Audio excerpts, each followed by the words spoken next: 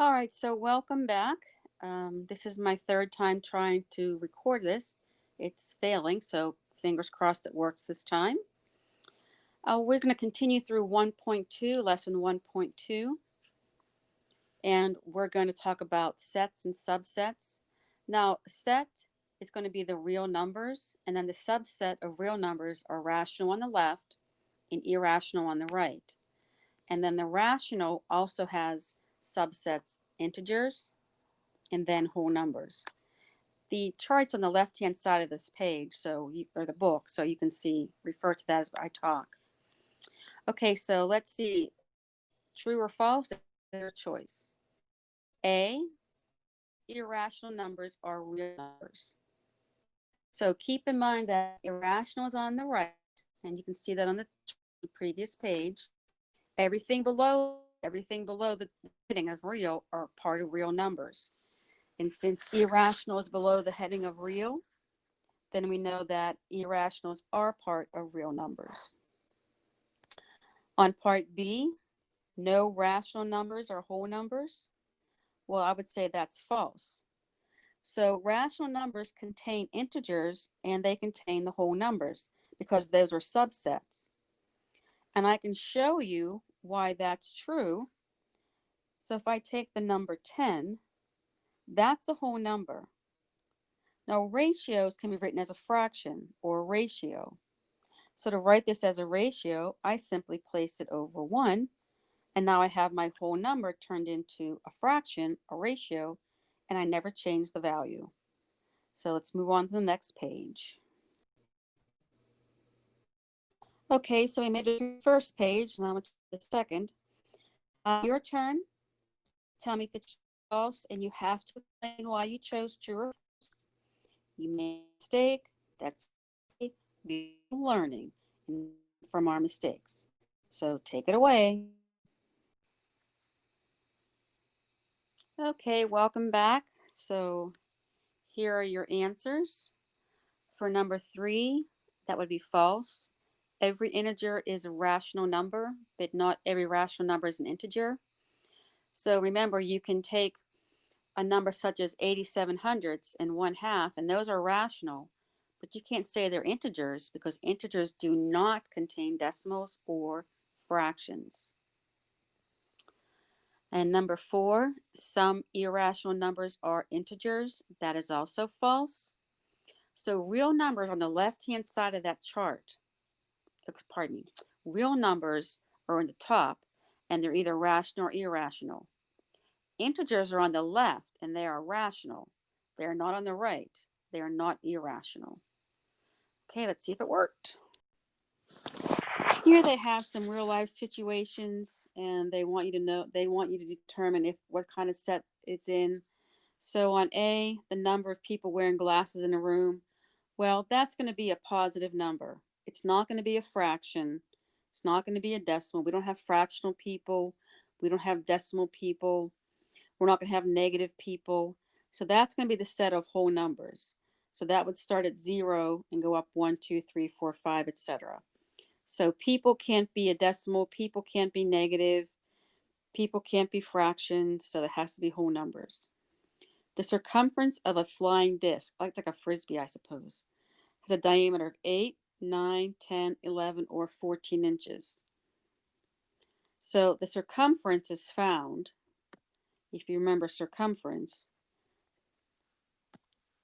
So circumference equals 2 pi r, or circumference is c equals pi d. So in this case, they gave us diameter. So what happens here is if I take 8 and multiply it by pi, it's going to give me a decimal answer, non-repeating, never terminating decimal answer. So that's going to be irrational. Multiply by 9, multiply pi by 9, same thing. Multiply pi by 10. Again, a decimal, non-repeating, non-terminating. Pi, if you multiply just about anything by pi or add anything to pi, it's going to keep it irrational. Pi is irrational. you're going to stay irrational. Okay, so now it's your turn. So give these two problems a try. Remember, mistakes happen. No problem. We'll just fix them and then come on back. Okay, I know that one went too quickly. I'm trying my best.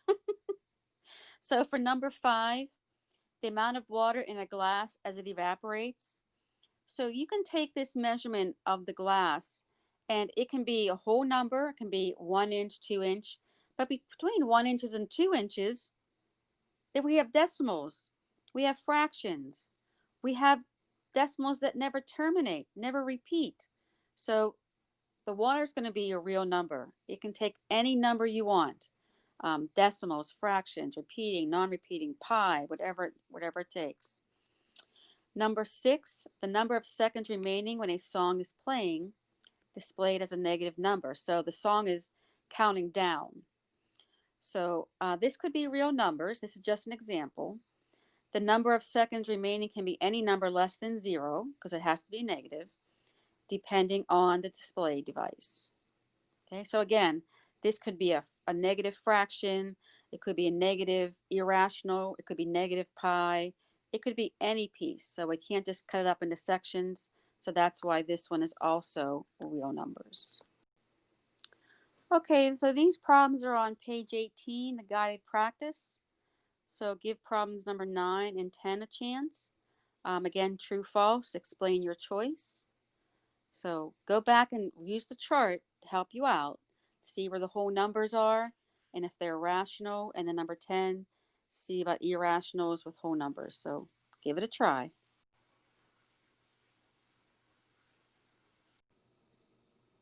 Okie dokie, welcome back. I drew a little chart down there so I can refer to it easier. So number 9, all whole numbers are rational numbers. So let's find whole numbers. Here's my green whole number. So whole numbers are part of integers and they're rational. So this entire circle of numbers is in the rational box. So that's true. All whole numbers are rational. And we can prove that by simply writing a whole number such as 5 and make it a ratio rational by 1 beneath and we change the value. Number 10, no irrational numbers are whole numbers.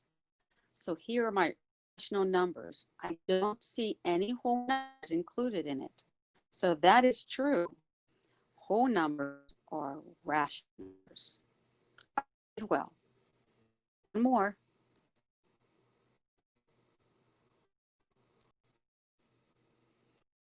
All right, so these can be found that same page, next 2 down. Identify the sets that best describe each situation. The set of numbers are going to be rational, irrational, integer, and whole. So the only answers you get. More than one answer, but the only words you can use are the sets. So I do want to point something out here. I think I want to make this a little bit bigger.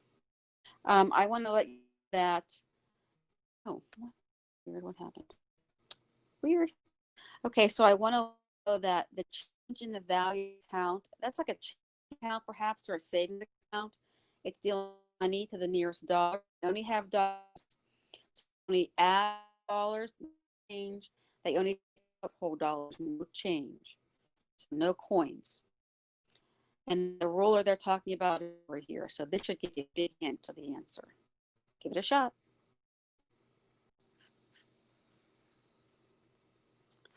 All right, so we're going to take a look at these answers. And number 1, integer. The change can be increasing, so your count could go up. That would be a positive. Integers are positive. You could take money out. It could be decreasing, and that would be negative. Or perhaps you don't put any money in, nor do you take any money out, so there'd be no change and 0. So positives, 0, and negatives are all part of integers. And number 12, this is going to be a rational number. They show you 1/16 on the ruler. That's a rational number. So since the ruler is marked at every fraction, So that's going to be 1/16 of an inch. Boy, I really wrote that down very poorly, didn't I? But you get the idea. Thanks, guys.